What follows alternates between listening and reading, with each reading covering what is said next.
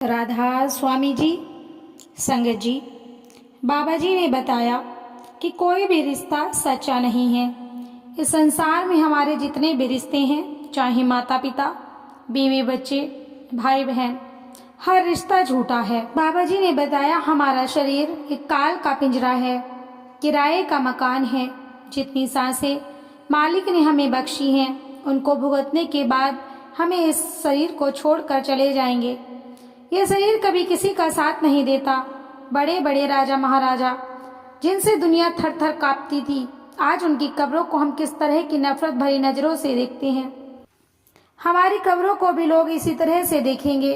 लोगों की हड्डियां हमारे पैरों के नीचे आकर रौंदी जा रही हैं। किसी दिन हमारी हड्डियां भी औरों के पैरों के नीचे आकर रौंदी जाएंगी। गंगा जी में आप देखते होंगे, कभी कभी लोग अधजले शरीर ही छोड़कर चले जाते हैं। जो लोग जीते जी इतना प्यार करते हैं, मान सम्मान देते हैं, मरने के बाद वे लोग पूरा जलने तक का इंतजार नहीं करते। गंगा जी में आधे अधूरे शरीर पड़े हुए पाए जाते हैं। इसलिए सदगुरु महात्मा हमें समझाते हैं कि जब तुम्हारा आखिरी समय आएगा, तब कोई भी चीज तुम्हारी मदद नहीं करेगी। ये बहन, भाई, रिश्तेदार, मित्र सब हमारे आसपास ही बैठे रह जाते हैं। इन्हें पता भी नहीं चलता कि मौत के फरिश्ते किस समय और किस रास्ते में आकर हमें पकड़ कर ले जाते हैं। हमारे रिश्तेदार और सगे संबंधी रोने के सिवाय और क्या ही कर सकते हैं। वे हमारी कोई मदद नहीं कर सकते, क्योंकि उन सब के साथ हमारा लेन देन का संबंध है। कोई पत्नी बनकर आ गई, कोई बाल बच्चे बनकर आ गया। उनसे हमारा जो भी हिसाब किताब होता है, उसके पूरे हो जाने पर वे हमें छोड़कर चले जाते हैं या हम उनको छोड़ देते हैं। जिस तरह स्टेज पर एक एक्टर अपना पार्ट अदा करता है, कोई राजा का, कोई रानी का, कोई विलन का, इसी तरह यह दुनिया भी एक स्टेज शो है। हम सब इस दुनिया के जीव हैं, यहाँ अपने कर्मों के अनुसार अपना अपना पार्ट अदा कर रहे हैं। असल में हमारा किसी के साथ कोई भी रिश्ता या संबंध नहीं है।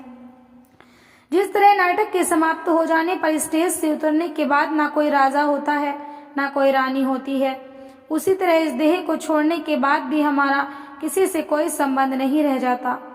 जिस समय किसी की मौत आती है, उसके रिश्तेदार होते हैं, लेकिन जिस जगह जाकर वे फिर जन्म लेता है, वहाँ खुशियां ही खुशियां मनाई जाती हैं।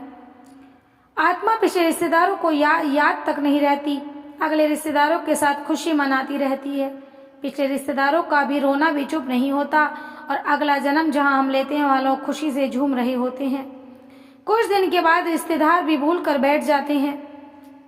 वह रिश्तेदार जिनके लिए हम आजीवन भटकते फिरते हैं, तड़पते हैं, वे अगले जन्म में हमें याद तक नहीं रह जाते। माता पिता भी हमारा साथ छोड़ देते हैं। कुछ भी इस दुनिया में जो कुछ हम देख रहे हैं, वे हमारे साथ नहीं जाना है। हमारे रिश्तेदार भी रोगी हैं, यानी नाशवान हैं। यहाँ तक कि जिस शरीर में हम बैठे हुए हैं, जिससे इतना प्यार करते हैं, श्रृंगार करते हैं, पूरा दिन अपने चेहरे को देखकर खुश होते हैं, अपने पर गुमान करते हैं कि हम गोरे हैं, हम सुंदर हैं, वो काला है, वह शरीर भी हमारा नहीं रह जाता। वह शरीर भी हमारे काम नहीं आता और मरने के बाद उस शरीर को हमारे अपने देखना भी पसंद नहीं करते। जिस प्रकार एक तालाब में कितना भी पानी क्यों ना भरा हो, उसमें एक नल लगाकर खोल दो तो पूरा तालाब खाली हो जाता है, उसी प्रकार यह शरीर सांसों का भंडार है। इस तरह इस दुनिया के एक दूसरे के लिए भागदौड़ कर रहे हैं। दुनिया में अपने पेट के लिए, लोगों के लिए हम क्या नहीं करते, लेकिन उस समय को भूल जाते हैं जिस समय यह सांसों का भंडार खत्म हो जाएगा। लोग हमारी मौत पर तार भेजेंगे, टेलीफोन करेंगे, संबंधी इकट्ठे होकर इस शरीर को जिससे हमने इतना प्यार किया था, अग्नि के सुपुर्द कर देंगे, मिट्टी में दफना देंगे, या फिर अधजला छोड़कर अपने घर भाग आएंगे कि हमारे जरूरी काम अधूरे पड़े हैं। बाबा जी महाराज एक और अच्छे उदाहरण द्वारा समझाते हैं, जब तक एक चमड़े की मश्क में हवा भरी रहती है, वे पानी के ऊपर तैरती रहती है। हम भी उसका सहारा लेकर पानी पर तैरते हैं, लेकिन जब उस मश्क से हवा निकल जाती है तो वह पानी की तह में बैठ जाती है। जो उसका सहारा लेता है वह भी गोते खाने लग जाता है। इसी तरह जब तक हमारे शरीर के अंदर सांस होती है, दुनिया के कामकाज करते हैं, लोगों के काम आते हैं और अपना वक्त गुजारते हैं। लोग हमें बहुत प्यार करते हैं, लेकिन जब इस मश्क रूपी शरीर से हवा निकल जाती है, ये शरीर भी बेकार हो जाता है। जो इसका आसरा लेकर वक्त काट रहे होते हैं वे रोना पीटना शुरू कर देते हैं। रोना पीटना भी एक टाइम तक के लिए होता है। कहते हैं कि माँ ज़्यादा रोती है, बहन उससे कम रोती है, बीवी उससे कम रोती है, लेकिन एक टाइम वो आता है कि जान से ज़्यादा चाहने वाली माँ के आंसू भी सूख जाते हैं, वह भी भूल जाती है और अपनी ज़िंदगी में आगे बढ़ जाती है। बीवी कहीं दूसरी जगह शादी कर लेती है।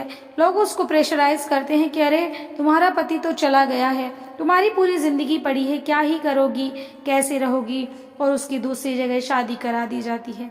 यही हाल पति का भी होता है।